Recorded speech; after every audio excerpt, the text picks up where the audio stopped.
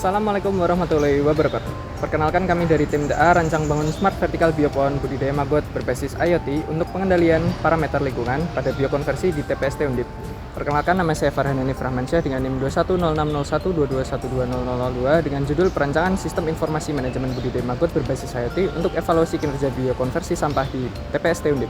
Saya Nur Akila Zainafiki dengan NIM 21061212237 dengan judul Perancangan Sistem Instrumentasi Pengukuran Hidrotermal dan Kualitas Substrat berbasis sensor amonia pada Smart Vertical Biopohon Budidaya Maggot BSF di TPST Undip.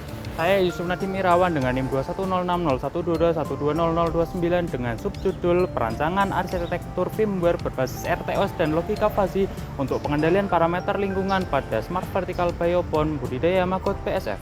Universitas Diponegoro melalui tempat pembuangan sampah terpadu atau TPST saat ini aktif mengelola sampah organik menggunakan teknologi biokonversi maggot black soldier fly.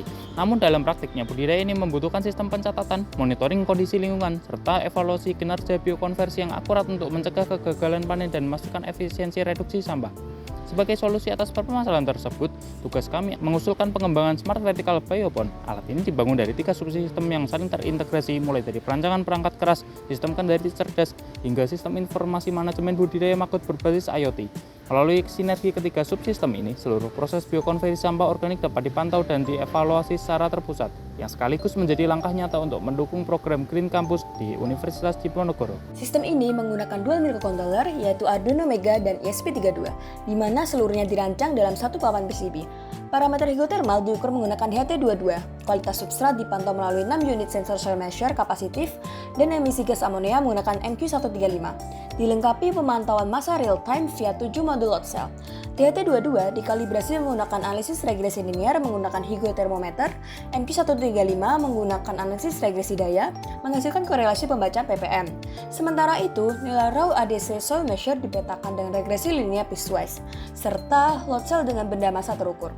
Seluruhnya dapat menekan margin error instrumen hingga ke titik minimal di setiap segmen ukur. Seluruh sensor diuji coba dengan 3 kondisi, yaitu normal, batas bawah, dan batas atas normal. Sebagai output akuisisi data, Arduino langsung menginstruksi sistem tegangan mengendalikan 6 mismaker melalui modul delay dan kecepatan exhaust fan via driver motor BTS 7960.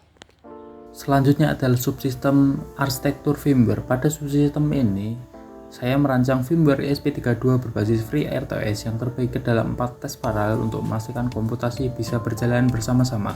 Ada 2 core yaitu core 0 dan core 1. Core 0 sendiri memiliki 2 tes, yaitu tes Red UART yang bertugas untuk mengakuisisi data yang dikirimkan dari Arduino Mega secara berkala dan menyaring melalui sensor. Berjalan berdampingan ada tes WiFi Manager yang bertindak sebagai sum file save dan mencoba mengkoneksikan kembali ke internet apabila sambungan terputus. Untuk di core 1 ada 2 tes, yaitu tes kontrol aktuator yang bertindak sebagai otak utama yang mengeksekusi logika fuzzy dan untuk mengatur aktuator. Hasil keputusan tersebut kemudian dikelola oleh tes web dan LCD untuk disinkronkan ke pangkalan data cloud dan layar lokal. Melalui arsitektur multitasking interkoneksi memori ini, alat mampu menjaga stabilitas ekosistem maggot secara mendekati real time dan andal. Berikut ini merupakan halaman sistem informasi manajemen budidaya maggot. Terdapat 3 menu, yakni dashboard, statistik, dan logbook. Pengelola dapat melakukan login dan muncul 2 halaman baru, yakni siklus dan kontrol.